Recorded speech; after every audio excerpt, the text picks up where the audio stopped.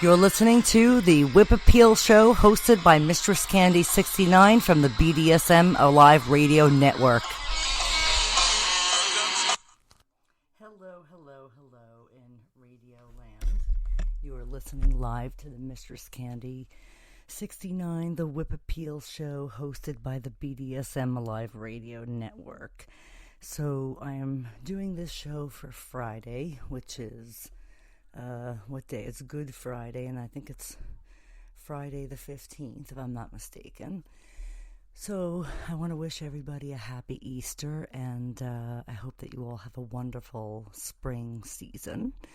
And it's going to be a good spring season. Now, tonight's topic for tonight's show is about fetishes. Mistress tries to keep the fetish thing going. So people want to know what exactly is a fetish, right? So the fetish involves arousal to an inanimate object or a specific target, usually a body part that's not a genital or an object, as opposed to a preference of something, right? Most people ask Mistress daily, what is there a fetish for? Like my vanilla friends.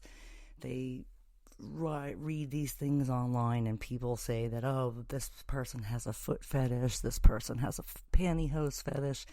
Doesn't matter what it is. If you are talking about fetishes related to clothing like shoes, stockings, textures like PVC and latex, that in fact is a fetish, okay? A lot of people don't realize it. So, basically, it's kind of funny.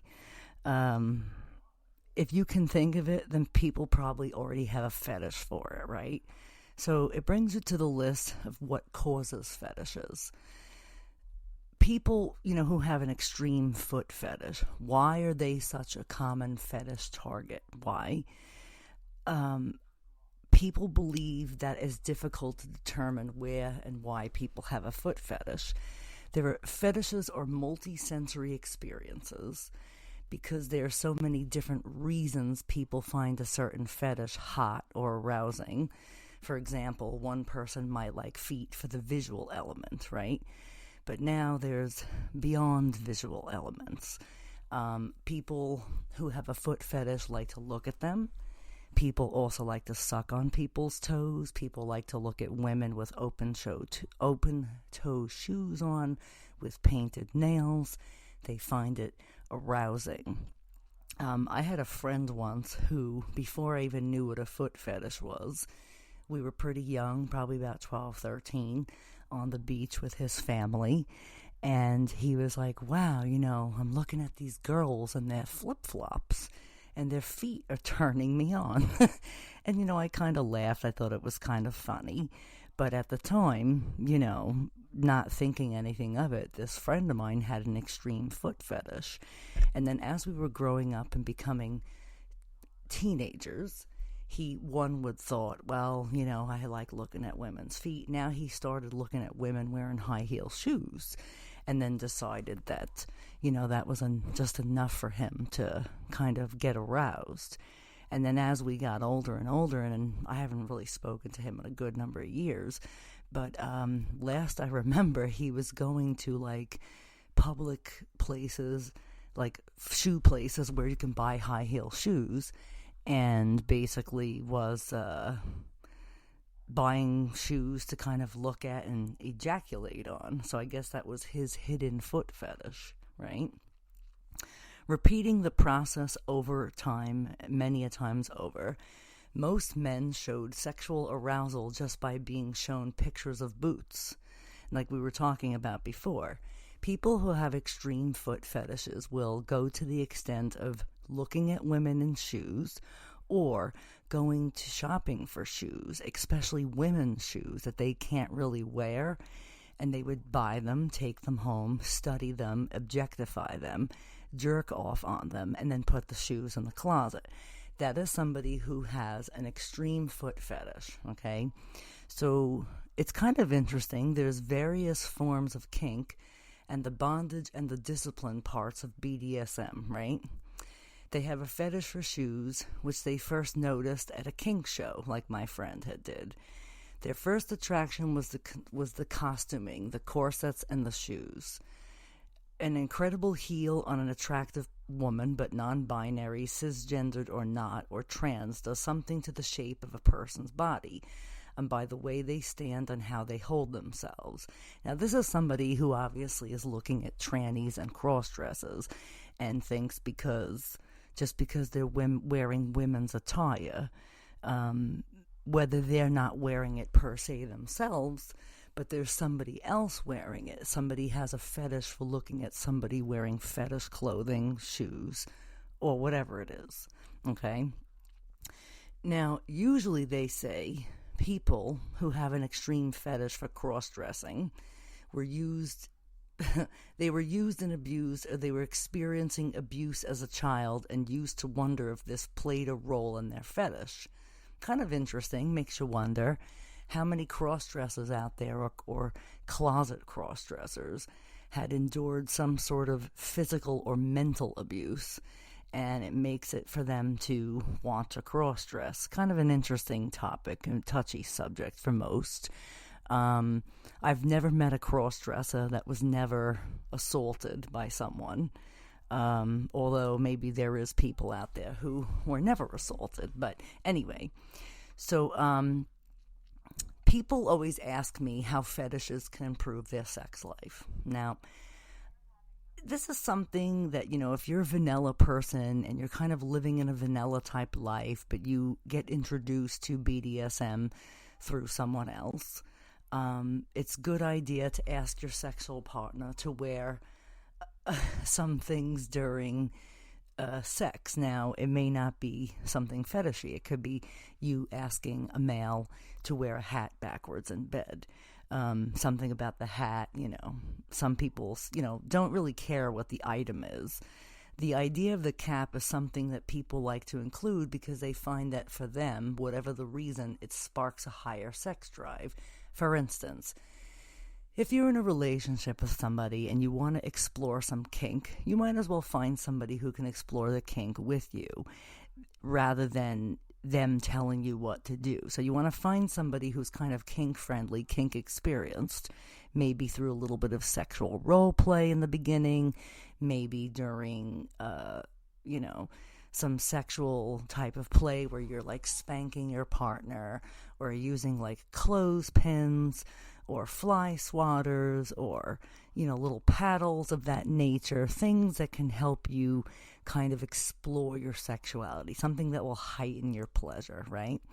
Some people, they have fetishes like for bondage, and if you've never done bondage before and you want to be like the damsel in distress during a sexual scene, I would recommend using pantyhose or some very light rope with some safety shears just to make sure you can cut your partner out so they don't like freak out while you're taping them up or tying them up and, some of that craziness. But if you are going to do any sort of BDSM, you want to be in the proper mindset. You want to be safe, sane, and consensual. You want to indulge in risk-aware consensual kink, which is rack practices.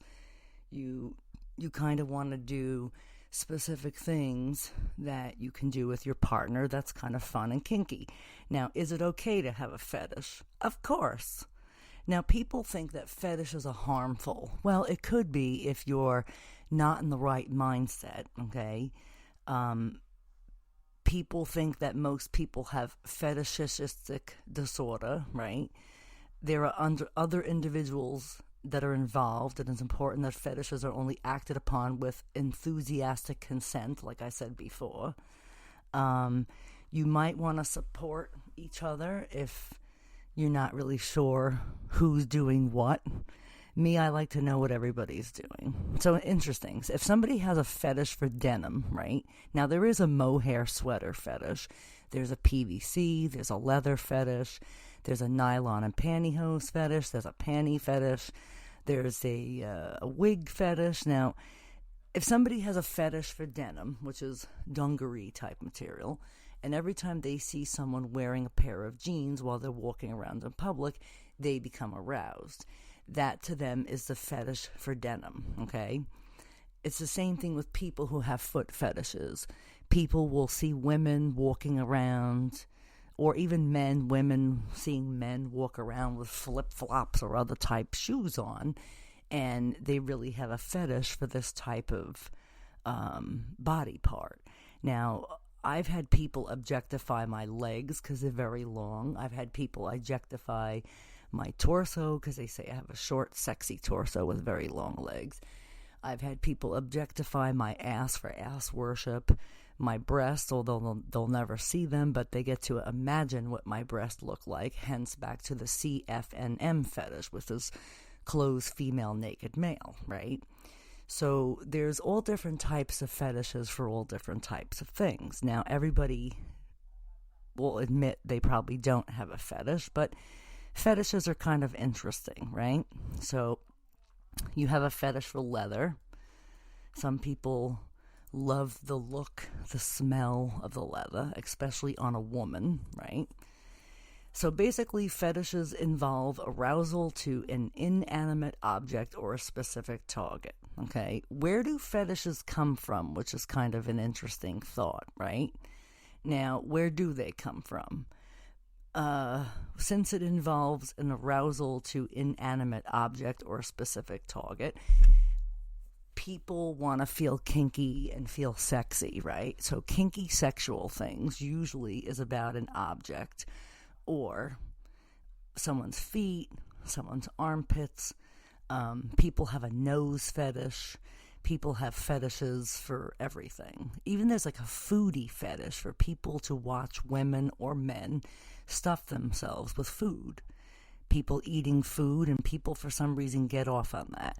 People also get off on listening to people cry, which is a fetish called dacrophilia, right? There's another fetish, which is kind of my favorite. Not a lot of people like it. It's kind of a disgusting toilet humor fetish called Eproctophillia, which is a fart fetish. Now, a lot of you people listening to the show probably think it's pretty disgusting, but believe it or not, there are men out there who get off on having women or ladies fart in their face.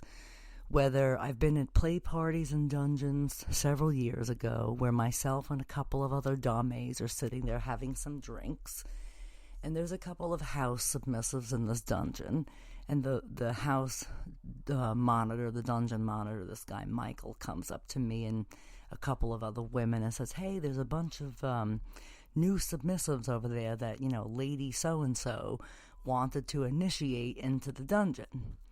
I said, "Oh, yeah?" And they're like, "Well, basically they want all the doms to give them some fart fetish." And I said, interesting. I said, "Well, how are we going to do this without some gassy food on our plates?" So basically the house monitor had went out and ordered Taco Bell for myself and 12 other dames who were at this party. And these willing submissives in the other room. Now, mind you, this was back in like 2012. Okay, this is kind of a funny story. It's a personal story. And at the time, I had heard about balloon popping fetish and some other stuff. And at that point, I was a dominatrix for probably about 20-something years by that point, right? So I was like, okay, well, it's not that I've never heard of it. I'd be willing to try. So I had told the dungeon monitor with myself and a couple of other dames, I had said, "Well, how are we supposed to fart on command?" And they said, "Oh, we already have that all taken care of." So the woman who owned the dungeon sent a submissive or two submissives to Taco Bell and ordered beans and rice, all kinds of fried bean tacos, like Chinese food with broccoli, like all sorts of gassy cruciferous vegetables that you could eat that would definitely give someone extreme gas. Now, mind you, the party had started about, 5, 6 o'clock in the evening.